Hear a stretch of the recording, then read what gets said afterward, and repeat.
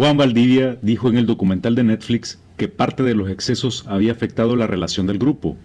Pero excesos no solo eran las fiestas que los integrantes hacían, sino también un montón de factores que les rodeaban y se fueron saliendo de su total control. Escuchemos mejor de primera mano.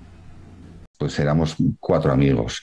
Y luego, claro, la cosa, pues, seguimos teniendo amistad, pero claro, la cosa, como dices, pues va degenerando un poco, ¿no? Por el exceso de convivencia, por las tensiones que todo eso conlleva, ¿no? Y sobre todo por el no descanso que tendríamos que haber realizado.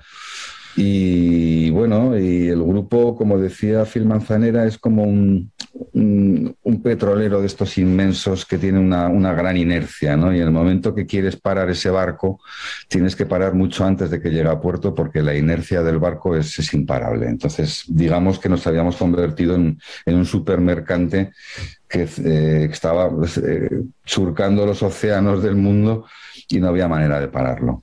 Y bueno, si hubiéramos, el manager falló, tuvimos que hacernos cargos de la banda, en fin, pasaron muchas cosas que hicieron que el grupo pues fuera poco a poco declinando. Ya. Bueno, en el rock and roll siempre ha habido excesos, pero tampoco se tiene que mitificar el asunto, ¿no? Es Claro, como claro. la gente joven cuando se lo pasa bien, se lo pasa bien. Y si estás en un grupo de música, pues también te lo pasas bien. Pero bueno, hombre, todo ayuda, desde luego. Si ves que alguien está muy mal, pues bueno, pues intentas ayudar simplemente y hacer que las cosas se gestionen de una buena manera. Pero bueno, los excesos no tuvieron importancia. Pero en este punto siempre se exagera mucho, se exagera.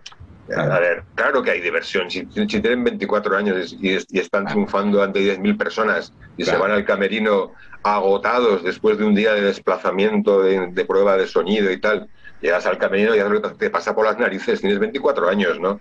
Ahora bien, tampoco, no sé, mira a mi hermano qué pinta tiene, se conserva de puta madre, no igual que los demás. Claro que se divertían y claro que había algo de ahí, ¿no? Ellos llamaron una gira del Camino del Exceso. Sí. Y Enrique nunca ha ocultado, siempre ha hablado del tema de drogas, ya se ha defendido la legalización.